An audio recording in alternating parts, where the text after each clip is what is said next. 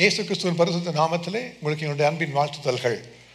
பரிசுத்த அப்போஸ்தலனாகிய பரிசுத்த பவுல் ரோமருக்கு எழுதின நிருபம் 8வது அதிகாரம் 15வது வசனத்தை நாம் வாசித்து தியானித்து அதன் மூலமாக சில காரியங்களை கற்றுக்கொண்டு நாம் ஜெபிக்க இருக்கிறோம். ரோமர் 8:15 சொல்லுகிறது, அந்தபடி திரும்பவும் பயப்படுகிறதற்கு நீங்கள் அடிமைத்தனத்தின் ஆவியை பெறாமல் அப்பா பிதாவே என்று கூப்பிடப்படுகிற புத்திர சுவிகாரத்தின் ஆவியை பெற்றீர்கள். இந்த நாள் ஒரு தந்தையர் தினமாக உலகம் முழுவதும் கொண்டாடப்படுகிறது. நம்முடைய சொந்த தகப்பன்மாருக்காக நம்ம கர்த்தருக்கு நன்றி செலுத்துகிற ஒரு நாள். நம்முடைய வாழ்க்கையில குடும்பங்களில் நம்முடைய பிள்ளைகளுக்கு தகப்பனாய் கர்த்தர் வைத்திருக்கிற தெய்வ பிள்ளைகளுக்காக, குடும்பத்தின் தலைவர்களுக்காக கர்த்தர் சொல்ல நன்றி செலுத்தி அவர்களுக்காக ஜெபிக்க வேண்டிய ஒரு நாள். நாம் நம்மையே ஒரு தகப்பன்மாராக தேவனுடைய சமூகத்தில் அர்ப்பணித்து கர்த்தருக்கு பிரியமான ஒரு நல்ல தகப்பன்மாராக நம்மை உருவாக்கி கொள்வதற்காக நமக்கு என்று கொடுக்கப்பட்டிருக்கிற ஒரு நாள். இதில் விசேஷமாக நம்ம வாசித்து பார்க்கும் பொழுது இந்த குறிப்பிட்ட வசனத்திலே வேதம் சொல்லுகிறது, நீங்கள் மறுபடியும் அடிமைத்தனத்தின் ஆவியை பெறாமல் அப்பா பிதாவே என்று கூப்பிடப்படுகிற புத்திர சுவிகாரத்தின் ஆவியை பெற்றீர்கள் என்று சொல்லி வேதத்திலே வாசித்து பார்க்கும் பொழுது தகப்பன் என்கிற பதம் எல்லா இடங்களிலும் பயன்படுத்தப்பட்டிருக்கிறது. பிதாவே என்று சொல்லி இயேசு கிறிஸ்து தம்முடைய தகப்பனை பிதாவே பரலோகத்தின் தேவனை எப்பொழுதும் அழைக்கிறதை நாம் பார்க்கலாம். ஆனால் அப்பா பிதாவே என்று இந்த சொல் பதம் 3 இடங்களிலே மாத்திரம் பயன்படுத்தப்பட்டிருக்கிறது. அப்பா பிதாவே என்று சொல்லப்படுகிற வார்த்தையை நாம் பார்க்கும் பொழுது ரோமர் 8:15 மற்றும் கலாத்தியர் 4:6 மற்றும் மார்க் 14:36 இந்த 3 வசனங்களிலும் நாம் வாசித்து பார்க்கிறோம். கலாத்தியர் 4:6 அப்போஸ்தலனாகிய பவுல் எழுதுகிறார், நீங்கள் புத்திரராய் இருக்கிறபடியினால் அப்பா பிதாவே என்று கூப்பிடத்தக்கதாக தேவன் தமது குமாரனுடைய ஆவியை உங்கள் இருதயங்களிலே அனுப்பினார் என்பதாக சொல்லப்பட்டிருக்கிறது. மார்க் 14:36 இயேசு கிறிஸ்து கல்வாரி சிலுவைக்கு போவதற்கு முன்பாக கெத்செமனே தோட்டத்தில் ஜெபித்த ஜெபம் ஒன்று எழுதப்பட்டிருக்கிறது. அதிலே கர்த்தராகிய இயேசு கிறிஸ்து பிதாவாகிய தேவனை நோக்கி, அப்பா பிதாவே எல்லாம் உம்மாலே கூடும், இந்த பாத்திரத்தை என்னிடத்திலிருந்து எடுத்து போடும், ஆகிலும் என் சித்தத்தின்படி அல்ல உம்முடைய சித்தத்தின்படியே ஆக கடவுது என்றார். எல்லா சமயங்களிலும் கர்த்தர் தம்முடைய இயேசு கிறிஸ்து தம்முடைய பிதாவாகிய தேவனை நோக்கி ஜெபிக்கும் பொழுது பிதாவே என்று சொல்லி தான் அவர் ஜெபிக்கிறார். ஆனால் இந்த குறிப்பிட்ட இடத்துல மாத்திரம் அப்பா பிதாவே என்று சொல்லி அவர் ஜெபிக்கிறார். ஆங்கிலத்திலே ஆபா ஃபாதர் என்று சொல்லப்பட்டிருக்கிறது. இந்த வசனத்துக்கு இந்த ஆபா என்று சொன்னால் அதற்கு என்ன பொருள், என்ன அர்த்தம் என்று பார்க்கும் பொழுது அது கர்த்தரோடு கூட அல்லது தகப்பனோடு கூட இருக்கிற ஒரு நெருங்கிய ஒரு பிணைப்பை அது கற்றுத்தருகிறது. நீங்கள் பாருங்கள், உங்கள் வீட்டில் அப்பா தான் கூப்பிட்டுருப்பீங்க. யாராவது பேர் சொல்லி கூப்பிடுவீங்களா? மாட்டீங்களா? யாரும் தகப்பனே கூப்பிட மாட்டீங்க, தந்தையேன்னு யாரும் சொல்ல மாட்டீங்க, அப்பா தான் சொல்லி நம்ம கூப்பிடுவோம். ஏன்னா அப்படியே பழகிட்டோம். அந்த ஒரு பொருள் ஒரு வார்த்தை தான் நமக்கு தமிழில் தெரியும். ஆங்கிலத்தில் பேசும்போது என்ன சொல்லுவோம்? யாராவது அப்பாவை ஃபாதர் கூப்பிடுவாங்களா?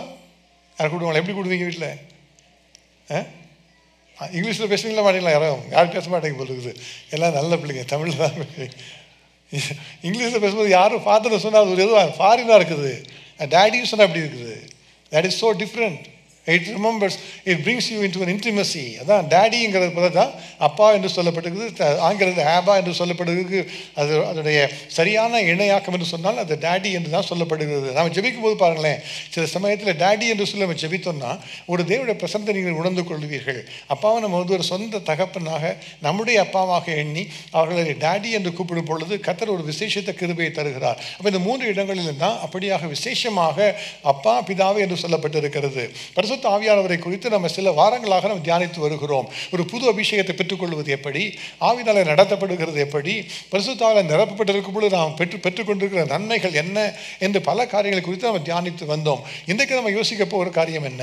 இந்த பரலோக தேவன் இருக்கிறாரே, பரலோகத்தின் பிதா இருக்கிறாரே, அவரை அப்பா டாடி என்று கூப்பிட பண்ணுகிறது இந்த பரிசுத்த ஆவியானவர். ஹல்லேலூயா. ஆகவே தான் வேதம் கற்றுத்தருகிறது, நீங்கள் பயப்படுகிறதற்கு அடிமைத்தனத்தின் ஆவியை பெறாமல் அப்பா பிதாவே என்று அழைக்கப்பட்ட பண்ணுகிற புத்திர சுவிகாரத்தின் ஆவியை நீங்கள் பெற்றீர்கள் என்று சொல்லப்பட்டிருக்கிறது. இன்றைக்கு நம்முடைய வாழ்க்கையிலும் கூட நம்முடைய பரலோகத்தின் தகப்பனோடு கூட இணைந்து நிற்பதற்கு, அவரோடு கூட அந்யோன்ய ஐக்கியத்தில் இருப்பதற்கு, மிகுந்த அன்போடு நாம் அவர் அழைத்து நாம் பேசுவதற்கு நமக்கு கொடுக்கப்பட்டிருக்கிற இந்த டாடி என்கிற பதத்தை நாம் பயன்படுத்துவதற்கு உதவி செய்கிறவர் இந்த ஆவியானவர். அவர் நமக்குள்ள வந்தால் போதும், அவர் நம்ம தேவனோடு கூட ஒன்றாக இணைத்து விடுவார். பிதாவே என்று அழைக்க துணிந்தேன் என்பதாக ஒரு புத்தகம் எழுதப்பட்டிருக்கிறது. I dared to call him father. நீங்களாம் படித்திருப்பீங்களா என்று தெரியலை. நீங்கள் வாங்கி அதை படித்து பாருங்கள். தமிழிலும் இருக்கிறது, ஆங்கிலத்திலும் இருக்கிறது. அதை எழுதினவர்கள் பில்க்விஸ் ஷேக் அம்மையார் என்கிற ஒரு அம்மையார் எழுதின ஒரு புத்தகம். அவர்கள் பாகிஸ்தானை சேர்ந்தவர்கள், இஸ்லாமிய மதத்தில் வளர்ந்தவர்கள், இஸ்லாமிய மதத்தில் திருமணம் செய்து கொண்டவர்கள். அவருடைய வாழ்க்கையில் பலவிதமான காரியங்களுக்கு பின்பு அவருடைய வாழ்க்கையின் பின்பகுதியிலே அவர்கள் 55 மேலாக வயது ஆன பின்பு அவர் எழுதின ஒரு புத்தகம் தான் இது. பிதாவை என்று அழைக்க துணிந்தேன் என்று எழுதின புத்தகம். அவர்கள் இயேசுவை அறிந்து கொண்டவர்கள் அல்ல, இயேசுவோடு கூட வளர்ந்தவர்கள் அல்ல, அவர் சபைக்கு சென்றவர்கள் அல்ல. ஆனால் திடீரென்று கர்த்தர், தேவனாகிய கர்த்தர் தரிசனத்தில் அவரோடு கூட பேச ஆரம்பித்தார், சொப்பனத்தில் அவருக்கு பேச ஆரம்பித்தார், படிப்படியாக தன்னை குறித்து கற்றுக் கொடுக்க ஆரம்பித்தார். அப்போ அவர் தன்னுடைய வாழ்க்கை குறித்து எழுதும் பொழுதுதான் பார்த்தீங்கன்னா எப்படி இயேசுவோடு கூட இருந்தார் என்பதை அவர் எழுதும் பொழுது அவர் கடைசியாக இயேசுவோடு கூட இருக்கிற உறவின் உச்சக்கட்டமாக வந்த பொழுது அவரை நான் பிதாவே என்று அழைத்தேன் என்பதாக அவர் எழுதுகிறார். அதை இஸ்லாமிய மதத்திலே அப்படியாக தேவனை பிதாவே என்று அழைக்கலாம் என்று யாரும் கற்றுக் கொடுப்பது இல்லை. அப்படியாக ஒரு விசுவாசத்தை அவர் விரும்புகிறதில்லை. ஆனால் ஒரு நாளிலே அவர் ஜெபித்த பொழுது திடீரென்று ஆவியானவர் அவருடைய மேலே இறங்கி பேச ஆரம்பித்தார். அப்பா, டாடி என்று சொல்லி ஜெபிக்க ஆரம்பித்தாங்க. அந்த ஜெபத்தை ஜெபித்த உடனே ஒரு விசேஷித்த பிரசன்னம் அவரை ஆட்கொள்வதை அவரால் உணர முடிந்தது. அவருடைய உள்ளத்தில் உள்ள கசப்புகள் மாற ஆரம்பித்தன. அவருடைய வாழ்க்கையில் பல வருஷங்களாக தலைகீழாக வைத்திருந்த தன்னுடைய சொந்த கணவனுடைய புகைப்படத்தை நேராக எடுத்து வைத்தார்களாம். ஏனென்று தன் சொந்த கணவர் தன்னை விட்டு பிரிந்து போய்விட்டார். இவள் வேண்டாம் என்று சொல்லி தனியாக விட்டு போய்விட்டார். அந்த இஸ்லாமிய மதத்திலே ஒத்துக்கொள்ளுகிறபடியாக ஒரு மனைவி முதிர் வயதானால் ஒரு கணவர் வேறு மனைவியை திருமணம் செய்து கொள்ளலாம் என்கிற ஒரு எண்ணத்தோடு கூட அந்த தகப்பன் விட்டு போய்விட்டார். ஆகவே அவர் மேல் ஒரு பெரிய கசப்பு, வைராக்கியம், கோபம் எல்லாவற்றையும் மாற்றி அந்த படத்தை எடுத்து மறுபடியும் நேராக வைத்தார்களாம். அவருடைய வாழ்க்கை மாறினது. அவர் தேவாதி தேவனை தன்னுடைய சொந்த பிதாவே என்று அழைக்கும்படியான ஒரு இடத்துக்கு கர்த்தர் கொண்டு வந்து கொடுத்தார். இன்றைக்கு நம்முடைய வாழ்க்கையில இந்த தேவாதி தேவனை அப்பா பிதாவை அழைக்க பண்ணுகிறவர் என்ற ஆவியானவர் தான். அவர் நமக்குள்ளா இருந்தால் போதும், அவர் நம்மை அப்பா பிதாவை அழைக்க பண்ணுவார். அப்போ நம்ம கேட்கிற காரியங்களை கர்த்தர் நமக்கு செய்து தருவார். நாம் அவரை போல மாறுவதற்கு உதவி செய்கிறவரும் இந்த ஆவியானவர் தான். பிதா, குமாரன், பரிசுத்த ஆவி என்று சொல்லி நம்ம எப்பொழுதுமே தியானித்துக் கொண்டிருக்கிறோம். வேதம் சொல்லுகிறது தேவனை ஒருவனும் ஒரு காலும் கண்டதில்லை. யோவான் 1:18 அப்படியாய் வேதம் கற்றுத் தருகிறது. தேவனை ஒருவனும் ஒரு காலும் கண்டதில்லை. ஆனால் வேதம் அதை தொடர்ந்து என்ன சொல்லுகிறது? பிதாவின் மடியிலே இருக்கிற ஒரே பேரான குமாரனே அவரை வெளிப்படுத்தினார். அப்ப பிதா எப்படி இருக்கிறார் என்று தெரிந்து கொள்ள வேண்டும் என்று சொன்னால் யாரை பார்க்கணும்? நம்ம இயேசுவை தான் நோக்கி பார்க்க வேண்டும். இயேசு தான் பிதாவை வெளிப்படுத்துகிறவர். இயேசு தான் பிதாவை நமக்கு வெளிப்படுத்தி அவர் எப்படி இருப்பார் என்று காண்பிக்க செய்கிறவர். அந்த தேவாதி தேவனை யாரும் காணக்கூடாத ஒளியிலே வாசமாக இருக்கிறவரை யாரும் கண்டது இல்லை. அவரை கண்டு யாரும் உயிரோடு இருக்கக்கூடாது. ஆனால் குமாரனாகிய இயேசு கிறிஸ்து அவரை நமக்கு வெளிப்படுத்தினார். இந்த பிதா எப்படி இருப்பார் என்பதை இந்த இயேசு கிறிஸ்துவை நமக்கு வெளிப்படுத்தினார். ஆனால் பரிசுத்த ஆவியானவர் என்ன செய்கிறார் தெரியுமா? அந்த பிதாவை போல நாம் மாறுபடியாக மாற்றி விடுகிறார். ஹல்லேலூயா. அப்போ பிதாவானவர் ஒரு தேவாதி தேவனாக இருக்கிறார், சர்வ வல்லமை உள்ளவராக இருக்கிறார், யாரும் சேரக்கூடாத ஒளியிலே வாசம் பண்ணுகிறவராக இருக்கிறார். குமாரனாகிய இயேசு கிறிஸ்து பிதாவை நமக்கு வெளிப்படுத்துகிறார். பரிசுத்த ஆவியானவர் நாம் பிதாவை போல மாறும்படியாக நம்மை மாற்றுகிறார். என்றைக்கு அந்த ஆவியானோட பிரசன்னம் நமக்கு தேவை. பிதாவை போல மாறுவதற்கு நமக்கு இந்த அபிஷேகம் நமக்கு தேவை. அந்த பிதாவானவரை போல நாம் மாறும் பொழுதுதான் உண்மையாக நல்ல ஒரு தகப்பனாக இருக்க முடியும். விளையாட்டுக்கு பார்த்தீங்கன்னா நல்ல டேடியாக இருக்கணும் எல்லாருக்கும் சரி சொல்லிடுவோம். நல்ல ஹஸ்பண்டாக இருக்கிறோமோ முதல்ல பார்த்தா அதான் ஒரு கொஸ்டின் மார்க். முதல்ல நல்ல ஹஸ்பண்டாக இருந்தால் நல்ல ஃபாதராக மாற முடியும். ஹல்லேலூயா. அப்போ அதெல்லாம் என்ன, எப்படி அப்படி மாற முடியும்? அது எப்போ நம்ம பிதாவை போல மாறுகிறோமோ அப்போ தான் நம்ம நல்ல கணவனாக மாற முடியும், நல்ல தகப்பனாக மாற முடியும், நல்ல விசுவாசியாக மாற முடியும், தேவனுடைய புத்திரராக மாற முடியும். அதற்கு தான் நமக்காக கொடுக்கப்பட்டிருக்கிறது இந்த ஆவியானவர். அதற்கு தான் வேதம் சொல்லுகிறது, நீங்கள் பயப்படுகிற அடிமைத்தனத்தின் ஆவியை நீங்கள் பெறவில்லை, நீங்கள் அப்பா பிதாவை என்று அழைக்கப்படத்தக்க புத்திர சுவீகாரத்தின் ஆவியை பெற்றிருக்கிறீர்கள். அவர் உங்களோடு கூட இருக்கும் பொழுது நீங்கள் அவரை அப்பா பிதாவை என்று அழைக்கலாம். அதுதான் கர்த்தர் செய்கிற ஒரு பெரிய ஒரு ஆச்சரியமான கிருபை. இயேசு கிறிஸ்து சீஷரோடு கூட நடந்து வந்தார். அப்போ எப்பொழுதும் சொல்லும்போது பிதாவும் நானும் ஒன்றாக இருக்கிறோம் என்று அவர் சொல்லுவார். என் பிதா என்னோடு கூட இருக்கிறார், ஒரு நாளும் என்னை தனியை விடுகிறது இல்லை என்பதாக அவர் சொல்லுகிறார். கடைசியாக ஊழியத்தின் கடைசியில் வரும்போது அவர் ஒரு நாள் தன்னுடைய சீஷரை பார்த்து சொன்னால், நான் உங்களை விட்டு போகிறேன், பிதாவின் இடத்திற்கு போகிறேன் என்று அவர் சொல்லுகிறார். யோவான் எழுதின சுவிசேஷம் 6வது அதிகாரம் 46வது வசனத்தில் வேதம் சொல்லுகிறது, அவர் மாத்திரம்தான் பிதாவை கண்டவர் என்று சொல்லி. யோவான் 14வது அதிகாரம் 8 முதல் 10 வசனங்களை வாசித்து பார்க்கும் பொழுது அதில் தான் தேவன் தம்முடைய சீஷரோடு பேச ஆரம்பிக்கிறார். யோவான் 14, நான் உங்களை விட்டு போகிறேன், பிதாவின் இடத்துக்கு போகிறேன், நான் பிதாவின் இடத்துக்கு போகிறேன் என்பதை குறித்து நீங்கள் சந்தோஷப்படுவீர்கள் என்றெல்லாம் சொல்லுகிறார். அப்போ அந்த சீஷருக்கு ஒரு பெரிய கேள்வி. அது பிலிப்பு தான் பேசுகிறார். எப்போதும் பேருக்கு தான் பேசுவார். இந்த சமயத்தில் பிலிப்பு தான் இயேசுவை பார்த்து ஒரு கேள்வியை கேட்கிறார். அவர் சொல்லுகிறார் இயேசுவை பார்த்து, பிதாவைகளுக்கு காண்பியும் அது எங்களுக்கு போதும். அதாவது சொல்லுவாங்க, பிதாவை பார்க்கலையே, முதல்ல அவர்களுக்கு காண்பியும் அதுங்களுக்கு போதும் என்று அவர் சொல்லுகிறார்.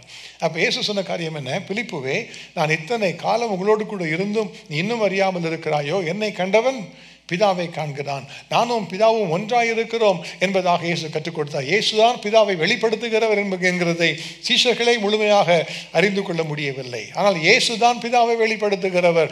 இயேசுவை போல மாறும் பொழுது பிதாவை போல மாறுகிறவர்களாக கர்த்தர் நம்மை மாற்றி விடுகிறார்.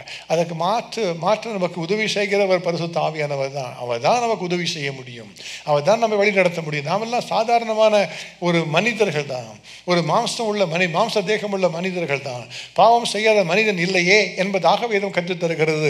ஆனால் அந்த பாவமுள்ள ஒரு மனுஷனை, மண்பாண்டமாக இருக்கிற ஒரு மனுஷனை, மண்ணிலே இருந்து வணைந்து கொள்ளப்பட்ட ஒரு மனிதனை பிதாவுக்கு இணையாக மாற்றுகிறவர் இந்த ஆவியானவர். அவரே நமக்குள்ளாக வந்து ஒரு பொக்கிஷமாக வந்து நம்ம பிதாவை போல மாற்றி விடுகிறார். ஹல்லேலூயா!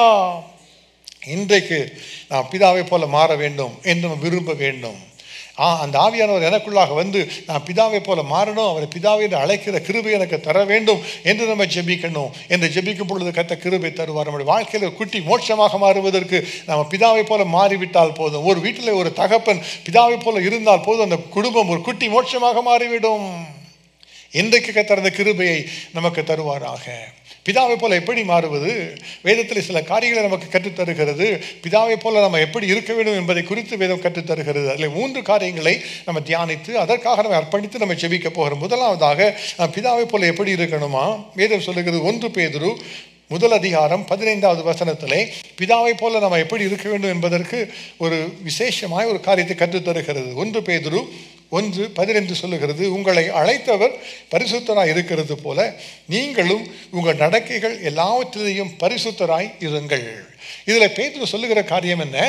இந்த தேவாதி தேவன் உங்களை அழைத்திருக்கிறார் அல்லவா, அவர் பரிசுத்தம் உள்ளவர். ஆகவே அவர் எப்படி பரிசுத்தமாக இருக்கிறாரோ அப்படியாக நீங்களும் அவரை போலவே பரிசுத்தமாக மாற வேண்டும் என்பதாக வேதம் கற்றுத்தருகிறது. நம்ம ஒருவேளை யோசிக்கலாம், ஒவ்வொரு முறையும் நாம் கூடி வரும் பொழுது பரிசுத்தத்தை குறித்து பேசுகிறோமே, எப்பொழுதும் அதே குறித்து தியானித்து கொண்டிருக்கிறோம். ஒரு நாள் பரிசுத்தமானால் போதாதான், மறுபடியும் வந்து பரிசுத்தம் அடைய வேண்டுமா என்று நீங்கள் கேட்கலாம். ஆனால் இந்த உலகத்தில் நாம் இருக்கிற வரைக்கும் நம்மோடு கூட போராடுகிற ஒரு பிசாசானவன் ஒருவன் உண்டு. வீணான வார்த்தைகளை சொல்ல செய்கிற பிசாசானவன் நம்முடைய வாழ்க்கையை போராடி கொண்டே இருக்கிறான். நம்முடைய உள்ளத்திலே வீணான களைகளை விதைத்துக் கொண்டிருக்கிற பிசாசானவன் இருக்கிறான். ஆகவே தான் நாம் அறிந்து கொள்ள வேண்டும், நம்முடைய வாழ்க்கையில பரிசுத்தத்துக்கு அழைத்த ஒரு தேவன் உண்டு, நாம் அவரை போல பரிசுத்தமாக மாற வேண்டும் என்பதாக. அதற்காக நம்ம தேவனை நோக்கி பார்க்க வேண்டும். இன்றைக்கு மிகவும் பரிசுத்தமாக இருக்கிற தேவாலய தேவன் ஒருவர் உண்டு என்று சொன்னால் அது இயேசு கிறிஸ்து தான். அவர் ஏன் பரிசுத்தமாக இருந்தார்? அது பிதாவை வெளிப்படுத்துகிறார். ஆகவே பிதாவை போல ஒரு பரிசுத்தராக இருந்தார். ஹல்லேலூயா! இயேசு சொல்லுகிறார், இன்னிடத்திலே பாவம் உண்டு என்று உங்களிலே யார் என்னை குற்றப்படுத்தக்கூடும்? ஒரு 100க்கு அதிபதி சொல்லுகிறான், மெய்யாகவே இந்த மனுஷன் நீதிபரனாக இருந்தான் என்று அவன் சாட்சி கொடுக்கும்படியாக அவர் பரிசுத்தம் உள்ளவராக இருக்கிறார். பவுல் எழுதுகிறார், எல்லா விதத்திலும் நம்மை போல சோதிக்கப்பட்டும் பாவம் இல்லாதவராக இருக்கிற பிரதான ஆசாரியராக இயேசு கிறிஸ்து இருக்கிறார் என்று சொல்லி அவர் பக்கத்தில் வந்தாலே போதும், நம்ம பரிசுத்தமாக மாறிவிட வேண்டும். அவர் பரிசுத்தமாக மாறிவிட வேண்டும். ஏசாயா தீர்க்கதரிசி தேவனுடைய சமூகத்தில் வருகிறார். அவர் தேவனுடைய ஆலயத்துக்குள்ளாக வந்த பொழுது தேவனுடைய பிரசன்னத்தை பார்த்த உடனே முதலாவதாக உணர்த்தப்பட்ட காரியம் என்ன? அவர் பார்க்கிறார், எல்லா கேருபீன்களும் சேராபீன்களும் தேவனுக்கு முன்பாக அவரை ஆராதித்துக் கொண்டிருக்கிறார்கள். அவர் வல்லமை உள்ளவர் என்பதாக அல்ல, அவர் சர்வ வல்லமை உள்ளவர், எப்பொழுதும் ஜீவித்திருக்கிறார் என்பதாக அல்ல. அவர் சொல்லி ஆராதிக்கிறது எப்படி ஆராதிக்கிறார்கள்? அவர் பரிசுத்தர் பரிசுத்தர் பரிசுத்தர் என்று சொல்லி அவரை ஆராதித்துக் கொண்டிருந்தார்கள். ஏசாயா பார்த்த உடனே அவருடைய வாழ்க்கையில் தோன்றின காரியம் என்ன? ஐயோ, நான் பாவம் உள்ளவராக இருக்கிறேனே, நான் அசுத்த உதடுகள் உள்ள மனுஷன் என்பதாக அவர் உணர்த்தப்பட்டார். அவருடைய வாழ்க்கையில அப்பொழுது காணப்பட்ட ஒரு குறிப்பிட்ட ஒரு பலவீனத்தை குறித்து அவர் உணர்த்தப்பட்டார். ஆகவே தான் அவர் ஜெபிக்கிறார், ஐயோ நான் அதமானேன், நான் அசுத்த உதடுகள் உள்ள மனுஷன். இப்பொழுது தேவனுடைய சமூகத்தில் வரும் பொழுது அவர் பரிசுத்தராகிய அவரை நம்ம பார்க்கும்படியாக நம்ம கிட்டி சேரும் பொழுது நம்முடைய உள்ளத்தில் நம்முடைய வாழ்க்கை இப்பொழுது என்ன பாவம் இருக்கிறது, இப்பொழுது எந்த காரியத்தில் நாம் போராடி கொண்டிருக்கிறோமோ அதில் விடுதலை செய்வதற்கு ஏற்ற வார்த்தைகளை தான் கர்த்தர் நமக்கு பேசுவார். அவரை போல பரிசுத்தமாக மாறணும், அவரை போல பரிசுத்தமாக மாறணும். அந்த பரிசுத்தம் இருந்தால் மாத்திரம்தான் கர்த்தர் நம்மோடு கூட நடக்க முடியும். இந்த பரிசுத்தத்தை எப்பொழுது பெற்றுக்கொள்ள நாம் எப்பொழுதுமே வாழ்ந்து கொண்டே இருக்கணும். கேட்கலாம், ஒருவேளை அது முடிந்த காரியம்தானா? இந்த உலகத்தில் நடக்கிற எல்லா மனிதனும் பாவம் செய்கிறார்களே, எப்படி பரிசுத்தமாக வாழ முடியும்? ஒரு மனிதனாலே பரிசுத்தமாக வாழ முடியுமா? அது பிதாவை போல பரிசுத்தமாக யாராலே மாற முடியும் என்று நீங்கள் கேட்கலாம். நம்மால் முடியாத ஒரு காரியத்தை செய்ய சொல்லுகிறவர் நம்முடைய தேவன் அல்ல. ஹல்லேலூயா. ஏது முடியுமோ அதைத்தான் அவர் செய்ய சொல்லுவார். அவரோடு கூட நடக்கும் பொழுது அவரே எல்லா பாவத்திற்கும் நீங்களாக்கி நம்மை விடுதலை செய்து கொள்ளுவார். வேதம் சொல்லுகிறது, அவர் சோதனைக்கு தப்பிக்கொள்ளும்படியான போக்கை உருவாக்குகிறவர், நம்மோடு கூட வந்து நம்மை பலப்படுத்துகிற தேவன். அவர் இன்றைக்கு அதற்காகத்தான் நம்மோடு கூட பேசிக் கொண்டிருக்கிறார், பிதாவை போல பரிசுத்தமாக மாற வேண்டும் என்பதாக. யோவான் 15:10 இயேசு சொல்லுகிறார், நான் என் பிதாவின் கற்பனைகளை கை கொண்டு அவருடைய அன்பிலை நிலைத்திருக்கிறது போல நீங்களும் என் கற்பனைகளை கை கொண்டிருந்தால் என்னுடைய அன்பிலை நிலைத்திருப்பீர்கள் என்பதாக அவர் சொல்லுகிறார். அப்போ இயேசு சொன்ன கட்டளையை கீழ்ப்படிந்து கொள்வது, இயேசு சொன்ன வழியாக நான் நடந்து கொள்வது, அதுதான் பரிசுத்தமாக வாழ்கிற ஒரு வாழ்க்கை. சரி, இந்த பரிசுத்தம் எப்படி வர வேண்டுமா? 1 பேதுரு 1:13 முதல் 17 வசனங்களிலே பார்க்கும் பொழுது பல காரியங்களை பேதுரு எழுதி வைத்திருக்கிறார். படிப்படியாக 3 காரியங்களை அதில் கற்றுத் தருகிறார். வீட்டில் நீங்கள் வாசித்து பாருங்கள். இந்த குறிப்பிட்ட பகுதியிலே கர்த்தர் அநேக காரியங்களை உங்களோடு கூட பேசுவார். அப்போ இதில் 1 பேதுரு 1:13, அதன் பின்பு 14, அதன் பின்பு 17 இந்த வசனங்களை வாசித்து பார்க்கும் பொழுது 3 விதமாய் கர்த்தர் அந்த பரிசுத்தத்தை குறித்து பேசுகிறார். முதலாவதாக சொல்லுகிற காரியம் என்ன?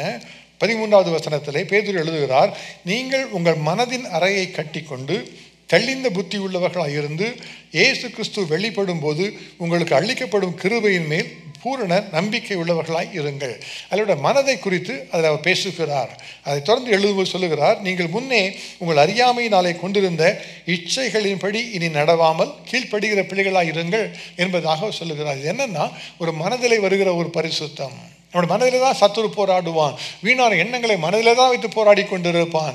அவன் பேசுகிற காரியங்கள் பல சமயங்களிலே தேவனே பேசுவதை போல ஒளியின் தூதனுடைய வேஷத்தை தரித்து கொண்டு பேசுவான். ஒரு பொறாமையை கொண்டு வந்து உங்கள் உள்ளத்தில் வைத்துக்கொண்டு அதுதான் ஆம்பிஷன், அது நல்லது என்று உங்களோடு கூட கற்றுக் கொடுப்பான். ஒருவேளை மற்றவர்களை பார்க்கும் பொழுது வீணான வார்த்தைகள், வீணான பார்வைகளை கொடுத்து இச்சைகளை தோன்ற பண்ணுவான். அதெல்லாம் நம்முடைய இருதயத்தில் வருகிற ஒரு சோதனைகள். ஆனால் வேதம் நமக்கு கற்றுக் கொடுக்கிற காரியம் என்ன? நம்முடைய ஆயுதங்கள் எப்படி இருக்கிறதா? அவர் மாம்சத்துக்கேற்றவைகளாக இராமல் அரண்களை நிர்மூலமாக்குகிறதுக்கு தெய்வ பலம் உள்ளவைகளாக இருக்கிறது. அவைகளினாலே நாம் எல்லா எண்ணங்களையும் கிறிஸ்துவுக்கு கீழ்ப்படிய சிறைப்படுத்துகிறோம்.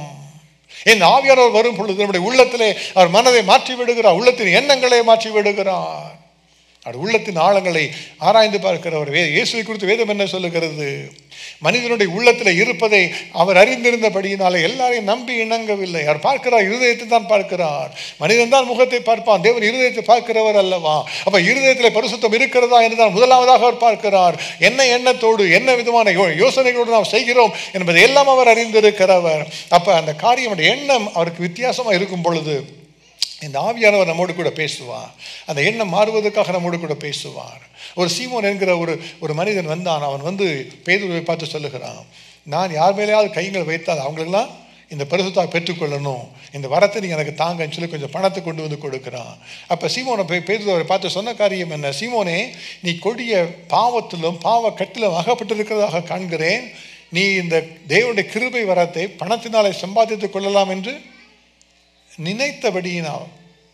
நினைத்தபடியினால் உன் பணம் உன்னோடு கூட நாசமாக கடவுது என்று சொல்ல. நினைக்கிறதெல்லாம் வருகிறது பாவம். வேதம் என்ன சொல்லுகிறது? அக்கிரமம் செய்ய ஒரு மனிதன் கொண்டிருக்கிற எண்ணமே பாவம். இந்த அக்கிரமத்தை செய்யலாம் என்று துணிந்து செய்கிற எண்ணமே பாவம் என்று வேதம் சொல்லுகிறது. அப்ப பிதாவை போல இருக்கணும், அவரை போல பரிசுத்தமா இருக்கணும்னா நம்முடைய சிந்தையிலே தான் பரிசுத்தம் வர வேண்டும். அதைத்தான் பேதுரு சொல்லும், மனதின் அறையை கட்டி கொள்ளுங்கள், இச்சைகளுக்கு விலகி ஓடுங்கள் என்பதாக சொல்லுகிறார். உள்ளத்தில் வருகிற பாவம் அதில் நம்ம விலக்கி விடுவிக்கிறவர் கர்த்தராகிய இயேசு கிறிஸ்து பரிசுத்த ஆவியின் மூலமாய் கிரியை செய்து நம்மை மாற்றுகிறார். எண்ணங்களை அவருக்கு உகந்ததாக அவர் மாற்றி விடுகிறார். அதன் பின்பு அவர் சொல்லுகிற காரியம் என்ன? 14 முதல் 16 வசனங்களை வாசித்து பார்க்கும்போது, நீங்கள் முன்னே உங்கள் அறியாமையினாலே கொண்டிருந்த இச்சைகளை இப்படி நடவாமல் கீழ்ப்படுகிற பிள்ளைகளாக இருந்து உங்களை அழைத்தவர் பரிசுத்தராக இருக்கிறது போல நீங்களும் உங்கள் நடக்கைகள் எல்லாவற்றிலையும் பரிசுத்தராயிருங்கள். முதலாவதாக எண்ணத்திலே பரிசுத்தமாயிருங்கள், ரெண்டாவதாக உங்கள் நடக்கைகளிலே பரிசுத்தமாக நீ செய்கிற செயல்கள் பரிசுத்தமானதாக இருக்கட்டும். தேவனுக்கு பிரியமான காரியங்களை செய்யுங்க. முதலாவதாக தேவனுக்கு பிரியமாக யோசித்து பாருங்கள், சிந்தைகளை மாற்றிக்கொள்ளுங்கள். அதன் பின்பு உங்களுடைய வாழ்க்கையில் செய்கிறவைகள் எல்லாம் தேவனுக்கு உகந்ததாக, நன்மையுள்ளவைகளாக, பரிசுத்தமுள்ளவைகளாக மாறட்டும் என்கிறதாக சொல்லுகிறார். let our actions, our conduct be holy. முதலாவதாக let our thinking be holy, our thoughts be holy, then our conduct be holy என்று அவர் சொல்லுகிறார். அது பின்பு மூன்றாவதாக சொல்லுகிறார் 1 பேதுரு 1:17 கடைசியாக சொல்லுகிற ஒரு எச்சரிக்கையாக சொல்லுகிற காரியம், அன்றியும் பட்சபாதம் இல்லாமல் அவனுடைய கிரியைகளின்படி நியாயம் தீர்க்கிறவரை நீங்கள் பிதாவாக தொழுது கொண்டு வருகிறபடியால் இங்கே பரதேசிகளாக சஞ்சரிக்கும் அளவும் பயத்துடனே நடந்து கொள்ளுங்கள் என்பதாக அவர் சொல்லுகிறார். அப்போ சொல்லுங்க, என்ன சொல்றாரு? அவரை தேவனை பார்த்து நீங்கள் பயப்பட வேண்டும் என்று அவர் சொல்லுகிறார்.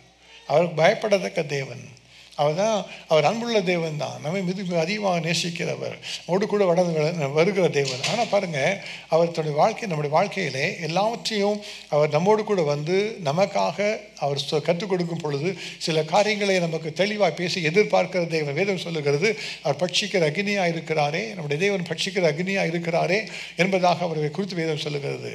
எங்கள் அப்பா ரொம்ப அன்பாக இருப்பாங்க, ஆனால் பாருங்க எல்லாம் எங்கள் அப்பாவுக்கு பயப்படுவோம். அவங்க மோட்டர் சைக்கிள் வந்தாலே தெரியும், அவங்களுக்கு சத்தம் யார் மோட்டர் சைக்கிளும் தெரியும். எங்கள் வீட்டு மோட்டர் சைக்கிள் பக்கத்து வீடாக தெரியும். அந்த சத்தம் கட்டில் ஓடி ஒழிஞ்சுவோம் எல்லாரும் வீட்டில். அந்த பயம், அதுதான் நம்ம பிதாவுக்கு பயப்படுகிற பயம். அந்த பயத்தோடு நடந்து கொள்ளும் பொழுது தான் நம்முடைய வாழ்க்கையில் காணப்படும். எப்போதும் ஃப்ரெண்டு மாதிரி கத்த சொல்லுவார், இயேசு நமக்கு ஃப்ரெண்டாக இருப்பார், அவர் ஸ்நேகிதராக இருப்பார். இயேசு நமக்கு ஒரு சகோதரை போல் இருப்பார். சகோதரர் நம்ம பேசலாம், எல்லாம் செய்யலாம்.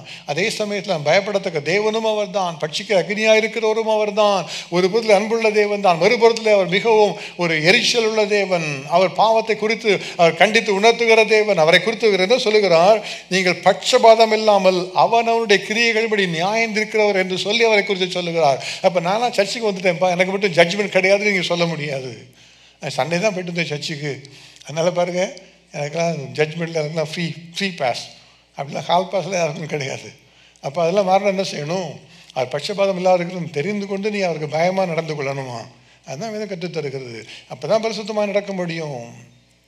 ஜிம்மி ஸ்வாகத் என்கிற ஒரு அருமையான தெய்வ மனிதர், அவருடைய வாழ்க்கையை குறித்து நீங்கள் கேள்விப்பட்டிருப்பீங்க, ஊழியத்தை குறித்து நீங்கள் பார்த்துருப்பீர்கள், டிவிலாம் பார்த்துருப்பீங்க. ஒரு வேளை அவருடைய வாழ்க்கையை அவர் அற்புதமாக அவரை பயன்படுத்தினார். அவருடைய வாழ்க்கையில் பார்த்தீங்கன்னா அவர் ஜெபித்து கைகள் எல்லாருக்கும் கையெல்லாம் வளர்ந்துருக்குது, கால் வளர்ந்துருக்கு. அவ்வளோ பெரிதான அற்புதமாய் பயன்படுத்தப்பட்ட ஒரு தெய்வ மனிதன். அவருடைய வாழ்க்கையிலே ஒரு பாவம் வந்தது, ஒரு பெண்ணின் மூலமாக வந்து ஒரு பாவம் அவருக்குள்ளாக வந்தது. இப்போ வாழ்க்கையில் அந்த பாவம் வந்த உடனே அவர் ஊழியத்தை விட்டு விலகப்பட்டார். ஊழியத்தில் உள்ள எல்லா வல்லமையும் போய்விட்டது, தேவனுடைய தூரமாய் போய்விட்டார். அவருடைய மினிஸ்ட்ரி இருந்த இடமே தெரியாமல் மாறிவிட்டது. அதன் பின்பு பல வருஷங்களுக்கு பின்பு அவர் ஜெபித்து ஒப்புரவாகி மறுபடியும் ஊழியத்துக்கு வந்தார். ஆனால் முன்பு இருந்த அந்த வல்லமை, முன்பு இருந்த அந்த மகிமை, அந்த அற்புதங்கள் நடைபெறாமல் போய்விட்டது. ஆனாலும் அவர் கர்த்தருக்காக தன்னை மாற்றிக்கொண்டு மறுபடியும் வந்து ஊழியத்தில் வந்து நின்றார். அப்போ வந்து எல்லாரும் அவரை பார்த்து இன்டர்வியூ பண்ணி கேட்டாங்க அவர்கிட்ட, நீங்கள் எப்போ இந்த இயேசுவினோட அன்பை விட்டு நீங்கள் எப்போ இழந்தீங்க, எப்படி வெளியே வந்தீங்க, இந்த அன்பை விட்டு நீங்கள் எப்படி வெளியே வந்தீங்க என்று சொல்லி கேட்டாங்க அவரை பார்த்து. இவ்வளோ தூரம் இயேசுக்காக வைராக்கியமாக நின்றீங்களே, அன்பாக இருந்தீங்களே, எப்படி நீங்கள் அந்த அன்பை விட்டு வெளியே வந்தீங்க என்று சொன்ன பொழுது அவர் சொன்ன பதில், நான் ஒரு நாளும் அந்த அன்பை இழந்து விடவில்லை. நான் ஒரு நாளும் அந்த இயேசுவுக்கு ஊழியம் செய்யக்கூடாது என்று யோசித்ததே இல்லை. எல்லாத்தையும் செய்யணும் தான் யோசித்தேன். அவர் மேலே எப்பொழுதும் அன்பாகத்தான் நான் இருந்தேன். ஆனால் நான் இழந்தது என்னென்னா, அந்த தெய்வ பயத்தை இழந்துட்டேன். நான் பயப்படலை. எனக்கு என்னுடைய பாவத்துக்கு தண்டனை வரும் என்பதை குறித்து நான் பயப்படவில்லை. யோசித்து பாருங்கள், நம்மளாம் சர்ச்சுக்கு வரோம், எல்லாத்துலையும் கற்றுக்க செய்யணும்னு ஆசை தான். வந்து விபிஎஸ்ஸாக வேலை செய்யணும், ஊழியர் செய்யணும், சபைக்குள்ளாக வர வேண்டும், ஞாயிற்றுக்கிழமையில் காணப்பட வேண்டும், எல்லாம் யோசிக்கிறோம். ஆனால் தேவ பயம் இருக்கிறதா என்பதை குறித்து நம்ம ஆராய்ந்து பார்க்கணும் நம்முடைய உள்ளத்தில். அதைத்தான் பேதுரு சொல்லுகிறார், நீங்கள் பட்சபாதம் இல்லாமல் எல்லாருக்கும் நியாயம் இருக்கிறவர் எங்கள் பிதாவாக தொழுது கொண்டு வருகிறீர்கள். ஆகவே பயத்தோடு இருங்க. அந்த பயத்தோடு இருந்து நம்ம என்ன செய்யணுமா? பரிசுத்தமாகுதலை பூர்ணப்படுத்திக் கொள்ள வேண்டுமா? பயத்தோடைய தேவ பயத்தோடைய பரிசுத்தமாக பூர்ணப்படுத்திக் கொள்ளுங்கள். Mature in your holiness with godly fear. ஆதி அப்போஸ்தலர் திருச்சபை குறித்து வேதம் என்ன சொல்லுகிறது? அந்த திருச்சபை பரிசுத்த ஆவியின் ஆறுதலோடும் பயத்தோடும் பக்தி விருத்தி அடைந்து பெருகின. அந்த பயம் இருக்கும் பொழுதுதான் பக்தி விருத்தி உண்டாக முடியும். எப்போ கேஷுவலாக நினச்சிட்டீங்களோ அப்போ பக்தி விருத்தி அடைய முடியாது. இது இயேசு தானே, நம்முடைய ஃப்ரெண்டு தானே, அப்படி நீங்கள் நினச்சிட்டிங்கனாலே நீங்கள் பக்தி விருத்தி அடைய முடியாது. ஆகவே பிதாவை போல மாறணும்னா பிதாவை போல பரிசுத்தம் உள்ளவர்களாக மாற வேண்டும். அப்படி மாற வேண்டுமா நம்முடைய இருதயத்தை சிந்தைகளை பரிசுத்தம், நடக்கைகளிலே பரிசுத்தம், இந்த பரிசுத்தத்தில் வளருகிறதுல ஒரு தேவ பயம் அது இருந்தால் தான் நம்ம தேவனுக்கு பிரியமாக மாற முடியும். அதுதான் முதலாவதாக கர்த்தர் நமக்கு கற்றுக் கொடுக்கிற காரியம். பிதாவை போல மாறுங்கள், பரிசுத்தமாக மாறுங்கள் அவரை போல என்று இயேசு கற்றுக் கொடுக்கிறார். ஒவ்வொரு நாளும் இந்த பரிசுத்தை நம்ம வளர வேண்டும், அவரை ஜெபிக்க வேண்டும், பயத்தோடு அவரை பற்றி கொள்ள வேண்டும். ரெண்டாவதாக பிதாவை போல எப்படி மாறணுமா வேதம் நமக்கு ஒரு காரியத்தை கற்றுத் தருகிறது. பரிசுத்த லூக்கா எழுதின சுவிசேஷம் 6வது அதிகாரம் 36வது வசனத்திலே இயேசு கற்றுக் கொடுத்த ஒரு காரியம். அவர் சொல்லுகிறார், ஆகையால் உங்கள் பிதா இரக்கமுள்ளவராய் இருக்கிறது போல நீங்களும் இரக்கமுள்ளவர்களாய் இருங்கள். என்ன செய்யணும்? மற்றவர்கள் இரக்கம் பாராட்ட வேண்டும். அவர் காட் இஸ் மெர்சிஃபுல். பாருங்கள், அவர் ஒரு புறத்தில் பட்சிக்கிற அக்னியாக இருக்கிறார். அவர் நியாய தீர்ப்பை அனுப்புகிறவராக இருக்கிறார். ஆனால் வேதம் ஒரு காரியத்தை நமக்கு கற்றுத்தருகிறது. நியாய தீர்ப்புக்கு முன்பாக இரக்கம் மேன்மை பாராட்டுமா? That means the mercy triumphs over judgment. அப்போ ஒரு ஆளுக்கு ஒரு நியாயத்தீர்ப்பை கர்த்தர் கொடுப்பதற்கு முன்பாக இரக்கத்தை தான் முதலாவதாக அவர் தருகிறார். அந்த இரக்கத்தை கொடுத்து அந்த இரக்கத்தெல்லாம் தள்ளிவிட்டு நிற்கிறவர்களை தான் அவர் நியாயத்தீர்ப்புக்குள்ளாய் கொண்டு வருகிறார். அப்போ அவரை போல நம்ம இரக்கமுள்ளவர்களாக நம்ம மாற வேண்டுமா? அதுதான் கர்த்தர் நமக்கு கற்றுத்தருகிற காரியம். அவரை போல இரக்கமுள்ளவர்களாக இருக்கணும். பிதா இரக்கமுள்ளவராக இருக்கிறாரே, அவரை போல நீங்களும் இரக்கமுள்ளவர்களாக இருங்கள் என்று இயேசு கற்றுக் கொடுத்தார். அப்போ பிதாவை போல இரக்கம் நமக்கு எப்படி வர முடியும்? அந்த இரக்கத்தை நம்ம எல்லாருக்கும் காண்பிக்கலாம். எப்போ மாறுறோமோ அப்போ தான் இரக்கமுள்ளவர்களாக மாற முடியும். நம்ம சில வேளை நம்முடைய சொந்த பிள்ளைகளுக்கு இறங்குகிறோம். தகப்பன் தன்னுடைய பிள்ளைக்கு இறங்குகிறான் என்று கற்றுத்தருகிறோம். தாய் தன்னுடைய பிள்ளைக்கு இறங்குகிறாள் என்று நம்ம பார்க்கிறோம். அதெல்லாம் ரொம்ப சாதாரணமாக வருகிற காரியம். ஆனால் பிதாவுடைய இரக்கம் எப்படிப்பட்டது தெரியுமா? அது இரக்கம் பாராட்ட தகுதி இல்லாதவருக்கு காண்பிக்கிறது தான் இரக்கம். அதுதான் அவருடைய இரக்கம். நம்ம 10 பாவம் செய்தாலும் கூட திருப்பி 11வது மன்னிப்பு கேட்டால் மன்னிக்கிறது தான் இரக்கம். அதுதான் அவருடைய இரக்கம். அப்போ அவரை போல மாறணும். நமக்கு விரோதமாக இருக்கிற இரக்கம் பாராட்டுகிறது. சத்துருக்களை சிநேகியுங்கள், கைமாறு கருதாமல் கொடுங்கள் என்பதாக கற்றுக் கொடுக்கிறாரே, அதுதான் இரக்கம். அப்போ பிதாவுக்கு ஏற்ற இரக்கம் இறக்க வேண்டும் என்று சொன்னால் நம்ம யாரையும் பகைவராக எண்ண முடியாது. எல்லாருக்கும் இரக்கத்தை காண்பிக்க வேண்டும். அவன் நான் இதெல்லாம் செய்து குவாலிஃபை பண்ணதான் இரக்கம் பாராட்டு. அது இரக்கம் இல்லை. பிதா எப்படி அன்பா இருக்கிறாரோ அப்படியா நம்ம அன்பா இருக்கணுமா? இயேசு சொல்லுகிறார், பிதா என்னில் அன்பா இருக்கிறது போல நானும் உங்களில் அன்பா இருக்கிறேன், என்னுடைய அன்பிலே நிலைத்திருங்கள் என்பதாக சொல்லுகிறார். சொல்லுகிறது என்ற பிதா அன்பா இருக்கிறார்ப்பா, அந்த அன்பை நான் உங்களுக்கு காண்பிக்கிறேன். இப்போ உனக்கு காண்பிக்கிற அன்பை என்ன செய்யணும்? நீ மற்றவர்களுக்கு காண்பிக்கணும். அதுதான் இரக்கம், அதுதான் இரக்க குணம். கர்த்தரை நமக்கு தரும்படியாக அவர் விரும்புகிறார். மனுஷர்கள் நமக்கு என்ன செய்ய வேண்டும் என்று விரும்புகிறீர்களோ அதையே நீங்களும் அவர்களுக்கு செய்யுங்கள் என்று இயேசு கற்றுக் கொடுத்தார். நம்ம என்ன நினைப்போம்? நம்ம ஒரு தப்புன்னா அதை மன்னிக்க வேண்டிய சரியான நபர்கள் நமக்கு மன்னிக்கணும் எதிர்பார்க்க மாட்டோமா? நம்முடைய வாழ்க்கை பாவம் இல்லாமல் இருக்குதா? அப்போ நம்ம எப்படி எதிர்பார்க்கணும் அதே தான் நம்ம மற்றவர்களுக்கு செய்ய வேண்டும். ஒரு நாளில் வருவோம் கர்த்தர் சமூகத்தில் மன்னிப்பை பெற்றுக்கொள்வோம். அதன் பின்பு 4 பேர் வந்தாங்கன்னா அதெல்லாம் 10 பாவி வராங்க, எல்லாம் ஏன் சர்ச்சைக்கு வராங்கன்னு கேட்போம். அதுதான் மனித குணம். ஆனால் பிதாவுக்கு ஏற்ற குணம் என்ன? பிதா இரக்கமாக இருக்கிறது போல நாம் இரக்கமாக இருக்க வேண்டும். அப்படி இரக்கமாக இருப்பது எப்படி? இரக்கம் எப்படி இருக்க வேண்டும்? இரக்கம் முதலாவதாக அன்பை எதிர்பார்க்கிறது, இரண்டாவதாக இரக்கம் மன்னிப்பை எதிர்பார்க்கிறது, மூன்றாவதாக இரக்கம் ஒரு நடத்தையை எதிர்பார்க்கிறது. That you act against that. Mercy demands love, mercy demands forgiveness, and mercy demands action. அதெல்லாம் இல்லாமல் நம்ம இரக்கம் நம்ம சொல்ல முடியாது. First of all mercy demands love. நீங்கள் நான் இரக்கமாக தான் இருக்கிறேன்னு சொல்லிட்டு அன்பு இல்லாமல் இருக்க முடியாது. ஒரு மனிதனத்தில் ஒரு மனுஷத்தில் அன்பு கூர்ந்தால் தான் உங்களுக்கு இரக்கம் வர முடியும்.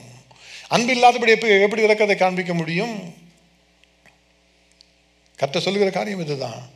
அவர் நம்மிடத்தில் ஒருவர் நாம் அன்பு கூர்ந்தால் தேவன் நமக்குள்ளே இருக்கிறார், அவருடைய அன்பு நமக்குள்ளாக நிலைத்திருக்கும் என்பதாக வேதம் கற்றுத்தருகிறது. 1 யோவான் 4வது அதிகாரம் 12வது வசனத்திலே. அப்போ இந்த அன்பு நமக்குள்ளாக இருக்க வேண்டும். அந்த அன்பு இருக்கும் பொழுது தான் அந்த அன்பினாலே ஏவப்பட்டு நம்ம மற்றவர்களுக்கு இரக்கம் செய்கிறது. ஒரு குறிப்பிட்ட நபர் மேலே அன்பு கூர்ந்தவர்களுக்கு இரக்கம் செய்கிறது. அப்போ இந்த இரக்கத்தை காண்பிக்கணும்னா முதலாவதாக அன்பு வேண்டும். அந்த மனதுருக்கம் நமக்கு வேண்டும். அங்கிள் டீச்சர்ஸ் நினைக்கிறாங்க ஜெபித்த பொழுது அவங்க வாழ்க்கையில் கேட்டதெல்லாம் ஒன்று தான், ஒரு மனதுருக்கத்தை எனக்கு தாருங்க என்று சொல்லி. இப்போ அந்த மனதுருக்கத்தோடு அவங்க ஜெபித்த ஜபத்தெல்லாம் கேட்டு எல்லாருக்கும் அற்புதத்தை அவர் செய்தார். அதுதான் ஒரு அன்பு, அதுதான் ஒரு மனதுருக்கம். இன்றைக்கு நமக்கு இந்த வாழ்க்கையில் மனதுருக்கம் இருக்கிறதா, ஒரு அன்பு இருக்கிறதா? Do we have compassion on each other and love on each other? அதை செய்தால்தான் நமக்கு இரக்கம் காண்பிக்கிற சுபாவம் நமக்கு வரும். ரெண்டாவதாக mercy demands forgiveness. ஒரு மனிதன் குறைவு செய்து தான் தப்பு செய்தால் மன்னிக்கிற சுபாவம் நமக்கு இருக்கணும். அந்த மன்னிக்கிற சுபாவம் இருந்தால் தான் நம்ம இரக்கம் காண்பிக்க முடியும். எல்லாம் சொல்லுவாங்க வாழ்க்கையிலே மன்னிக்க முடியாதுன்னு சொல்லுவாங்க. சொல்லியிருக்கீங்களா? You hate to renounce that. வாழ்க்கையை நீங்கள் மாற்றணும்.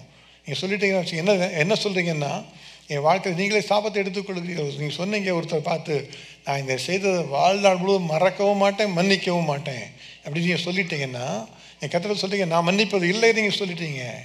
அப்போ நீங்கள் கர்த்தருடைய ஒரு சட்டத்துக்குள்ளே உங்களை அடைத்து கொண்டீங்களே. சட்டம் என்ன தெரியுமா? நீங்கள் மற்றவர்களுக்கு மன்னியாது இருந்தால் பரமபிதாவும் உங்கள் தப்பிதங்களை உங்களுக்கு மன்னியாது இருப்பார். நீங்களே சொல்லிட்டீங்க வாழ்நாள் மன்னிக்க மாட்டேன்னு சொல்லி. அப்போ வாழ்நாள் உங்களுடைய பாவம் மன்னிக்கப்பட மாட்டாது.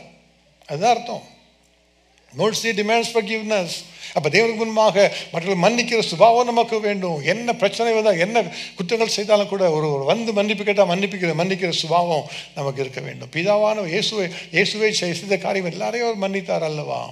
இந்த மன்னியாத சுபாவத்தில் வருகிற பிசாசின் கட்டுகள் ஏற அநேகரோட வாழ்க்கையிலே பிசாசன் வந்து போராடுவதற்கு முக்கியமான காரணம் மன்னியாத ஒரு சுபாவம்.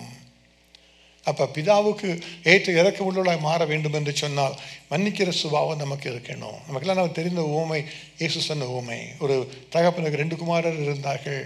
அதில் இளையவன் தன்னுடைய ஆஸ்தியெல்லாம் சேர்த்துக்கொண்டு தூர தேசத்துக்கு போய் தன்னுடைய ஆஸ்தியை அவன் அழித்து போட்டான். துன்மார்க்கமாக ஜீவனம் பண்ணி அழித்து போட்டான். அழித்து போட்டு பல நாட்கள் கழித்த பின்பு பன்றிகள் தின்கிற தவிட்டினாலே தன்னுடைய வயிற்றை நிரப்பிக்கொள்ள ஆசையாக இருந்தான். அதை கொடுப்பதற்கு யாருமே இல்லை. அப்போ அந்த உள்ளத்தில் புத்தி தெளிந்து அவர் சொல்லுகிறான், என்னோடய பிதா வீட்டில் அநேக வேலைக்காரருக்கு திருப்தியான சாப்பாடு இருக்கிறது, நானோ இங்கே பசியினாலே சாக்கிறேனே, நான் எழுந்து போவேன்.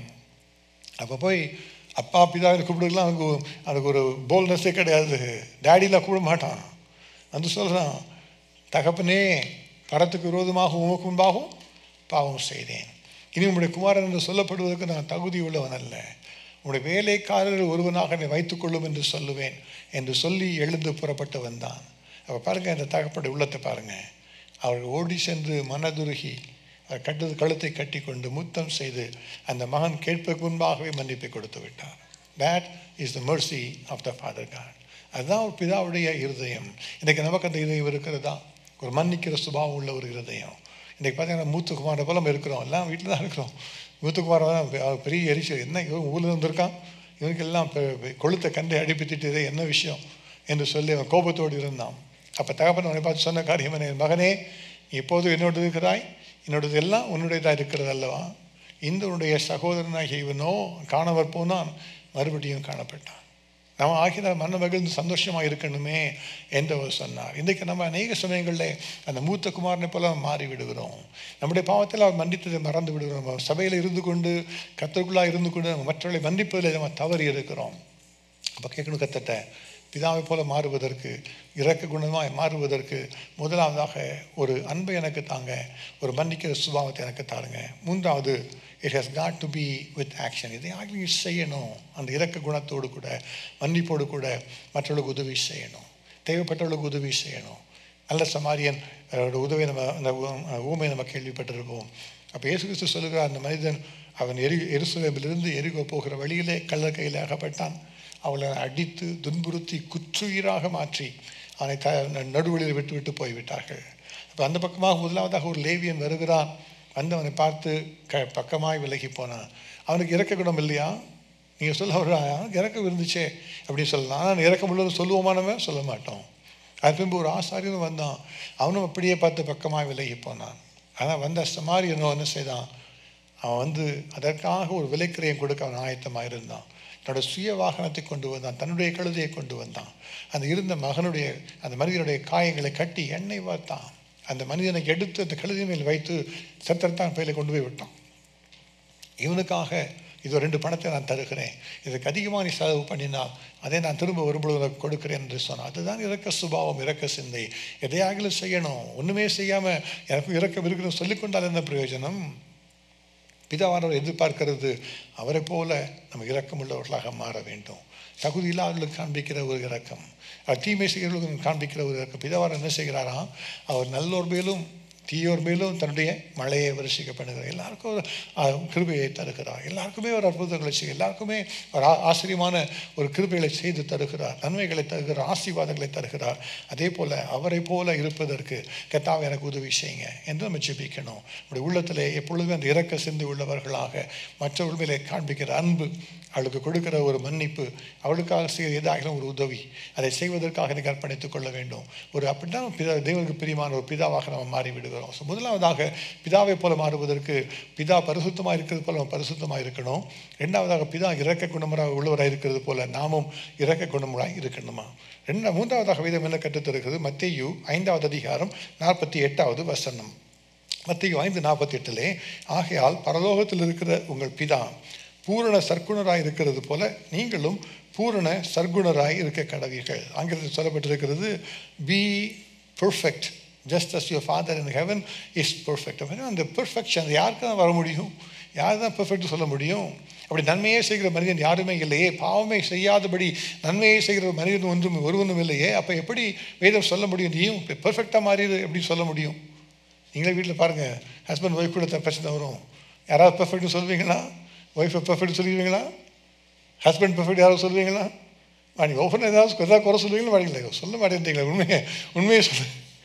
உண்மையை சொல்லுங்கள். அப்போ யாருமே பெர்ஃபெக்டாக இருக்க முடியாது. எவ்வளோ தான் முயற்சி செய்யாலும் பெர்ஃபெக்ட்னு சொல்ல முடியாது. நீங்கள் தான் நினச்சிருப்பீங்க நான் தான் இருக்கல பெர்ஃபெக்ட்னு நினைப்பீங்க. உங்கள் ஒய்ஃப் வந்து சொல்லுவாங்க, 4 கரை சொல்லுவாங்க, குறை சொல்லுவாங்க.